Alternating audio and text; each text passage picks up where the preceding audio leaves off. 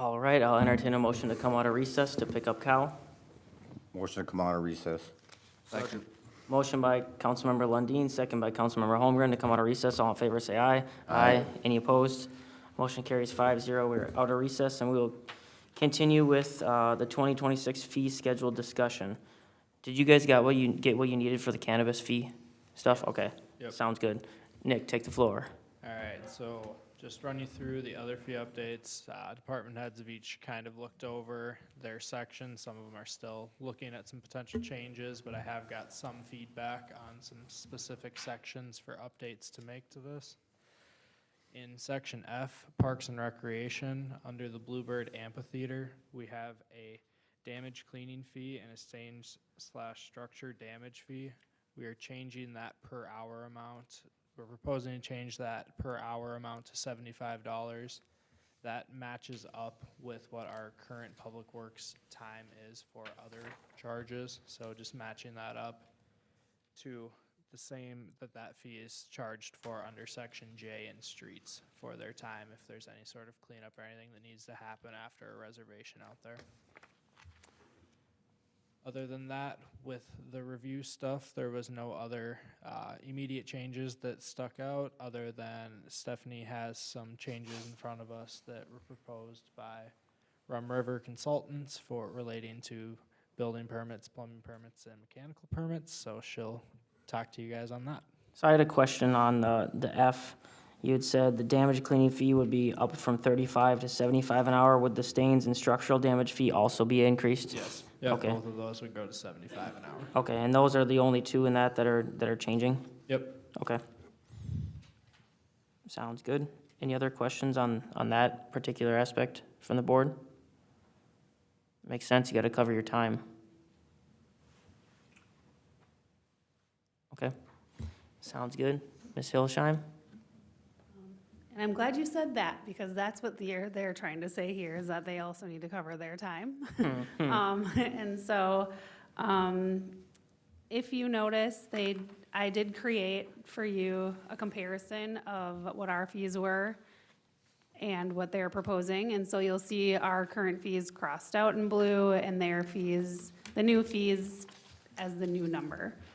And so we'll start with the minimum fee for processing, which is $125, which seems like an alarming increase, but I do want to assure you that most of our permits were already close to that $125. Most of them were, I think you guys negotiated it to $112 last year.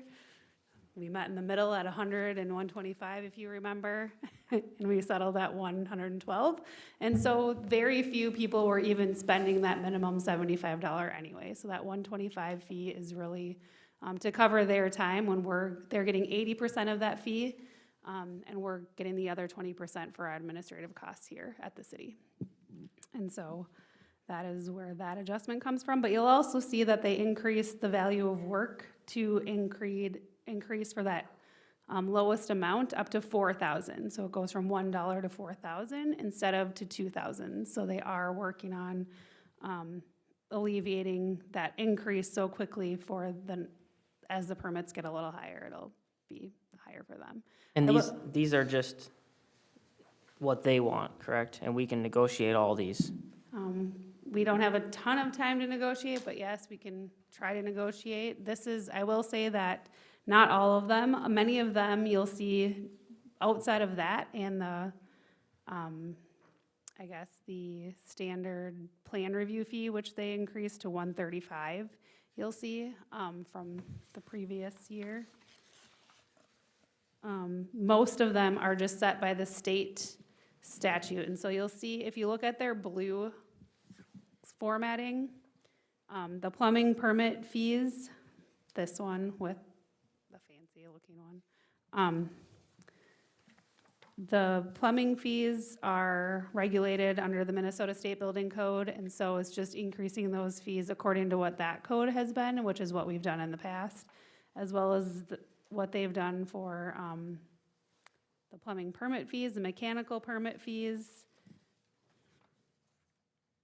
and the fire protection system permits. And so those are set by the state plumbing code, because Most of the plumbing officials, as well as the electricians, come from the state and are regulated by them.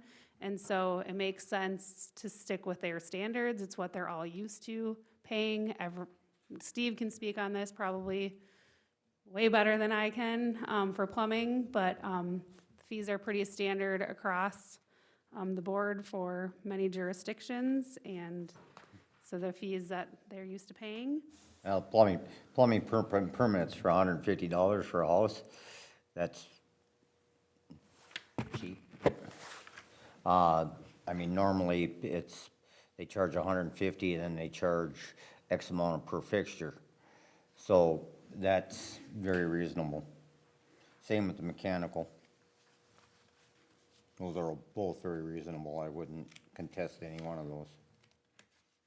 And so listening to some of your stuff last year, some of your requests last year for decks and basement finish, they did change those fees this year, based on what the state's requiring in statute to go off of valuation, but they do have a maximum fee amount of $500 for a basement finish building permit, including the plan review, and then it also includes for owner-occupied owners doing the work, that includes the plumbing and mechanical fees as well. So that 500 is including both of them? Yes.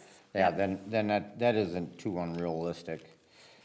My biggest thing was about the decks is, the inspection's the same if they're using composite, or if they're using green treated, or if they're using cedar. It's the same inspection. Yep, and so it is, the valuation is the same now, and you'll see that on the valuation table, where they still have they're still using the 2022 valuation table, so that hasn't increased at all. That's what they're gonna use, because when we increase it, obviously valuation is increasing every year, so they're staying with that 2022 valuation table. So that does help keep fees lower. But the deck fee for valuation is $45 for that deck valuation square footage, and I know Andy talked about it last year, so that hasn't changed at all for this year. So that would be the same, it'd be the Well, same what- cost with a maximum amount of $675 for a deck. So what was it? There was X amount of dollars if you used it green treated, and it was X amount of dollars if you used composite. There was a different fee on that. How much was that again? Was it like 35? I thought it was 45 and 30. It's $45 is the valuation for either deck, and that's coming in the middle, because I believe, wood prices go up and down, but, the valuation of wood is around that, was it around 40 or something? And then the composite was about 57, and so I think they tried to come in the middle and have a valuation so they could just have one number. And so I think it was something of that sort, is how That- he explained it last year. That makes it fairer, but the whole point of it is, it's the same inspection. So you're gonna penalize somebody because they use a better material than what somebody else does. That was my argument. You're gonna complain to me that you're gonna get it in my assessed taxes. If the tax assessor comes out and sees it, they're gonna assess me more because I use composite and aluminum railings versus treated. So you're going to get that in a tax valuation. You shouldn't be nailing it on the permit. That was my whole point. So the valuation for either kind of deck is $45, so it's regardless of what you use per square foot. So, and that's the same as last year, so that hasn't changed. I must be misunderstanding. Can you explain to me the square foot part? That was the Because whole if you have a conversation. deck that's 300 square feet and it's $45 per square foot, I mean, that can't be the, It's the value per square foot. That's the claim, what they claim. So if it's based on the value, and then if you go to the fee multiplier table, which is the front table, and let's say it's a $4,000 deck, the permit fee is $125. If it's a $10,000 deck, it's $125 for the first 4,000 plus $1,655 plus for each additional 1,000. But the valuation of that deck is calculated by the $45 per square foot number. So if you have a 100 square foot deck, you're already at 4,500 bucks for a value. See, that ain't right either. Even if you use Green Tree when it only costs you 12 bucks a square foot. So just like this, a 16 by 16 deck, it's 256 square feet, right? Times $45 a square foot, it's $11,520. So that number isn't, something ain't jiving in there. That's for the valuation, 11,000, and then, so the permit at 11,000 would be, Also, they're using the $45 as the valuation cost. Be roughly $225. Yeah, that's about what mine was, all said and done.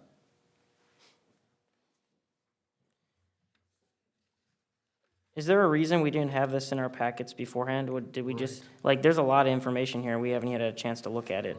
It's kind of a little frustrating. $235 for that permit that you guys were just, for $11,000 valuation. Did we just get this today? I just received this yesterday. And Okay. so I just had to compile it all and put it together. All right. I don't mind at this point to get run through it and give us your thoughts on it, but definitely need a little time to look this over and gather some thoughts on Yeah, some rebuttals to some of this. last year when we did this, we had probably like 2-3 months of doing this, and we're not just gonna, they're not just gonna throw this at us last minute, and we're not just gonna approve it. That's not how it's gonna work, so It's not gonna happen. they're gonna have to sit patient on this. This is just, there's a lot of money here that residents have to pay, and I don't know, so. So the valuation of the deck, you said, is now a constant $45 per square foot. So we can look at what we had said last year. I could have swore the $45 per square foot was for the best deck last year, and it was like 30 for everything else. I thought that's what it was too. Yeah, but But with doing that number, that's what my permit came out to be, and it was over 600 prior to that. But here's another one, it's like here, project construction valuation determination, basement finish, new home, 5650, basement finish existing home, $25 a square foot. Something, to me, it should be reversed, because a new home is already, everything is already structurally sound. You don't know what on a. Should be, Huh? should be structurally sound. That's what I mean. So when you go to a basement finish on an existing home, you're more apt to have a problem with an existing home than you would a new home. Yeah. That, to me, is, Mayor and Council? yeah, I would just like to share, because we are only really making substantive changes to the cannabis, and that's not gonna take effect for these people right away anyways, we can take our time reviewing this, and we don't have to approve or look at approving, if you're okay with it, Chapter 160 until we could say March. Because it's not, the cannabis fees that we were changing, which is, I mean, besides the amphitheater fee, which isn't major, those won't make anything in effect until later. So it's up to you. If you're willing to push out the cannabis fee increase till later in the year, beginning of next year, we don't have to feel like we have to rush to review this. All right, yeah, my concern was that it wasn't on the agenda even. I mean, Right. That's why And we we were all can- like, and- what? We can invite Rum River Consultants to come speak at the December COW meeting and have them attend and speak on behalf of the fees they're recommending to increase. I would like to change the cannabis stuff as soon as we can. So I don't necessarily think we have to pair these together and slow down the cannabis one with Okay. this one, because I think this one's gonna take a while like it did last time. No problem, then what we'll do is we'll make an ordinance amendment posting, and we'll push that to council for approval on the December 16th meeting, as was planned. And we can always amend that ordinance after this gets finalized, Okay, so then we have time. that sounds good. Did you guys have any glaring questions, or do you just wanna have time to consider I this wanna look at packet? this. So, Yeah, there's way too much information here. do you want to do me a favor that will help maybe move this along a little bit? For you guys, is read over it. If you have any major questions, email them to me before, I don't know. I'll send you out an email in the admin update and maybe a follow-up email with the date to respond to questions to me, so I can have them ready so they can prepare also with, some information for you. I can prepare with some information. I think it'll make it go faster if we can do that, so. Okay.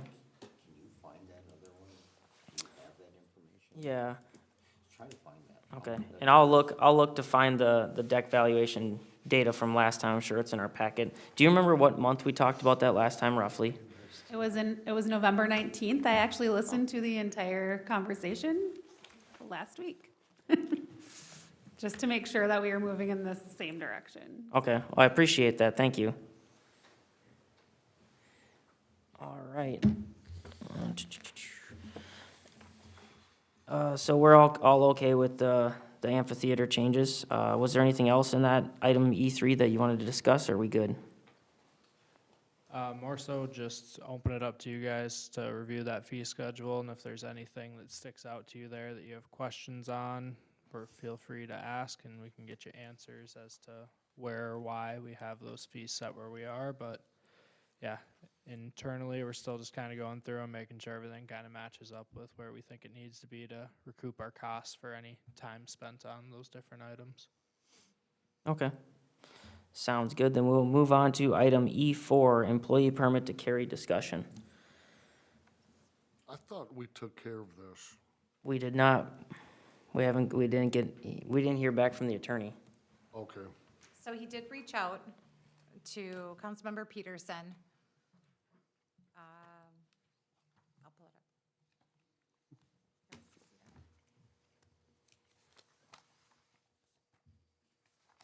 it up. I do recall, I said that as long as the attorney said everything was fine and they have the permit to carry, I could care less. If they wanna bring it in, that's up to them. So long as it's kept out of sight. That was my only concern. Right. Did you want me to read the email out loud, or? It was I have sent no to- problem with that. That- Or I can read it, I don't know, either way. It's up to you. So I had called the attorney and told him what, as a council, you guys' direction was, the proposed change. And then he had responded with a state statute. I don't know if you guys want to pull it up, but it's Minnesota State Statute 626.84, subdivision 2, which he quotes. So he has a concern with that, and it's basically summarized, notwithstanding any other law to the contrary, no individual employed by any political subdivision shall be authorized to carry a firearm while on duty unless the individual has been licensed as a peace officer. So he had concerns that by changing the policy and putting in writing an allowance, that would possibly put us in violation of that state statute. So if it's silent on it, it's again, the municipality can't allow or authorize carry of firearms for employees on duty. It can be silent on it. It can be what? There's no requirement that the city prohibit employees from carrying firearms. There's a restriction against municipalities allowing or authorizing. So by changing the language, it could be considered allowing or authorizing, making it a violation of that state statute. However, there is no requirement or mandate that you put in a policy prohibiting employees from carrying while working. So back to my initial suggestion or assertion that we just strike it all out and have nothing to do with it on the employee policy side. Because state statute overrides us anyways, and if somebody's, For the permitting process, where you Correct. can carry, where Correct. you can't carry, conduct, all that, has preemption over the cities. Can you get that state statute from you? 626.84 subdivision 2. I did reach out to one of my friends who's an accomplished attorney, and he also basically said the same thing, that it says you can't do this, but it doesn't require that you do something else. So, I'd say then let's strike it from the policy. Right. I mean, that's plain and simple, it's the simplest way of doing it. You know, if they, I don't always agree with signs that say, you know, you're not allowed to carry in this building, even though if you have a permit to carry, you should be allowed to. The only place that I agree with is a federal building. This isn't a federal building. Sure. And there's no signs on the door that says we ban carrying of a firearm. By state statute, we can't, We I was gonna can't. say, I don't think we That's what I can. mean, but a federal building is the Right. only one you can't. because they have preemption over the state. Yep. Right. Yep, so I just say let's strike it from the Policy. policy. Is that a motion? I guess as a We committee of can't whole, so really we don't make a take motion. never mind. action. Yeah, okay. Jeff, what are your thoughts? So we're just staying out of, It's not the city's business to decide who can and can't carry. It's the state's business. If you have a valid permit to carry, you should be able to carry. That we have no We're preemption. just striking it from the policy. so we're staying neutral, staying out of it. Yeah, Yep. Yeah, I can give you on that. okay. That's we a got a solid consensus. consensus. A full consensus. Sounds good. Any other discussion with that or with any other items? Mayor, can I just? Yeah, sure. Clarification on there, just with my department specifically, you know, we do have some policies on qualifying for our officers or whatnot. And with that statute, it says that we may not authorize that, but it doesn't say that, a reserve, it says we can't authorize a reserve to carry one, so we can't tell them they can. But therefore, if reserve has one, if we don't say they can't, we'd be the one that would be liable for that. So if reserve comes to work with a handgun, we don't have a policy, in our police policy, it says they can't. Okay, You know what I'm saying, there's a little bit of differentiation there that I would have concern with, as far as in my department for my non-licensed persons. can we add that to one of Yeah. your policies? Yeah, it can be in mine, yeah, Okay. that's fine. Okay, Yeah. And I didn't look before here, we probably already have that in some Lexipol policy, okay, as far as who's authorized, I mean, it would, because it's state statute, Lexipol goes by state statute, so it's probably in there. So just, as long as that's aware of the council, that that's gonna be on our side for our non-licensed reserves, CSOs and stuff like that. sure. That makes sense, yeah, and if you think of anything else that, you know, you would like us to amend or anything, just, I'd say just let us know on No, I that, mean, but just, that, as long as that's a personnel policy, doesn't affect what we're doing with the police stuff, so. Okay. Just so we're on the same page. sounds good. Thanks for the input. If I could just ask for clarification, if you say to strike all the language is intertone with dangerous weapons as well. Did you want to keep the sentence that states dangerous weapons are prohibited on city property? Because the definition has more than just firearms as a dangerous weapon? Or are we removing dangerous weapons as well? All determines what somebody says is a dangerous Right. weapon. My hammer out in my truck is a dangerous weapon. I mean, Yeah. tire iron's a dangerous weapon. I Coffee mean, Well, cup is. But the policy definition of weapon is weapons are defined to include all legal and illegal firearms, switchblades, knives, or any other object that has been modified to serve as a weapon, or that the primary purpose of serving as a weapon. So we can strike, we can strike firearm from the weapons list, but are we prohibiting the rest of those weapons? Or Which- are you striking the entire section that says possession or use of dangerous weapons? Switchblades are prohibited by state statute. Travis, can you confirm that, Chief Myers? Are switchblades prohibited by state statute? Be carried in public, Yes? not to own. Okay. So that takes care of that one, and what were the other ones on there? Sorry. Then it's broad, any other object that has been modified to serve as a weapon. So Chief Myers, how would that apply if someone, just say in the public, were to use anything as a weapon? Would the police justify that as a dangerous weapon at that point and have jurisdictional control on something like that? Or does state statute specify what a dangerous weapon is? Yeah, I mean, they do have some definitions for dangerous weapons, is switchblade knives is one of them and some other stuff, so. Yeah, it's too broad of a definition. I mean, go into the, public workshop. Right. Okay. So what do you guys think about, so we'd have to strike the subcategory of dangerous weapon? Is that what I'm understanding, Ms. Wood? That's what I'm asking. Yeah, if we strike that the whole section that includes the firearm and includes the dangerous weapons. So do we want to keep any of the dangerous weapons sentence? I would And then maybe say strike the strike rest the or strike the firearm whole as that thing? dangerous weapon. at that point. That dangerous weapon definition you just read is the same definition in state statute. Right. So state statute already has a statute, so we don't, Same verbiage. okay, so it's the same thing with firearms. The state preempts us.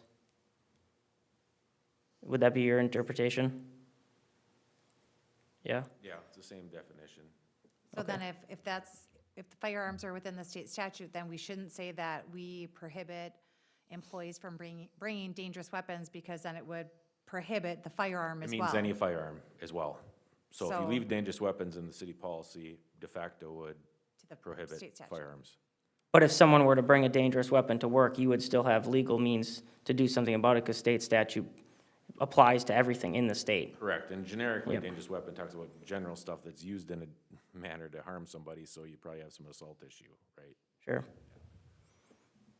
Is there a state statute saying we are required to have section 1802 in our personnel policy, employee personnel policy? Can't we just strike the whole, That's, It is a model recommendation from the League of Minnesota Cities. okay, so yeah, we'll just strike the whole thing. So we're striking the entire section that is titled possession or use of dangerous weapons, and striking the definition. yes, because state statute already has all that laid out. We don't have to have that in our policy. That's everybody's understanding? Yes. Chief Myers, your understanding as well? Yeah, and just again, preface that we're talking about personnel policy, not police policy. Police policy, correct, yep. So maybe do some research on that just to make sure, before we make a final change on this. And if you have any concerns with it, just let us know. Well, as he mentioned, he'll be able to ensure that the language appropriately is Yeah. marked within his. Okay, I'm sounds not worried, good. That doesn't need to, yeah, that can just be as worked long on. as council's aware that you're talking Yep. about personnel policy, I'm fine with what our police policy says as far as protecting our liabilities and responsibilities for the police department. Sounds good. And we do have likely some other annual updates that'll be coming forward with the personnel policy, likely before the end of the year. So we will include everything together, and that does need to go before city council for approval. Okay. Sounds good. Any other discussion? If not, I'll entertain a motion to adjourn. Motion? Second? Motion adjourned by Commissioner, Councilmember Peterson, second by Councilmember Lundin. All in favor, say aye. Aye. Any opposed? Motion carries 5-0. We are adjourned. We'll pick up city council at 7 PM.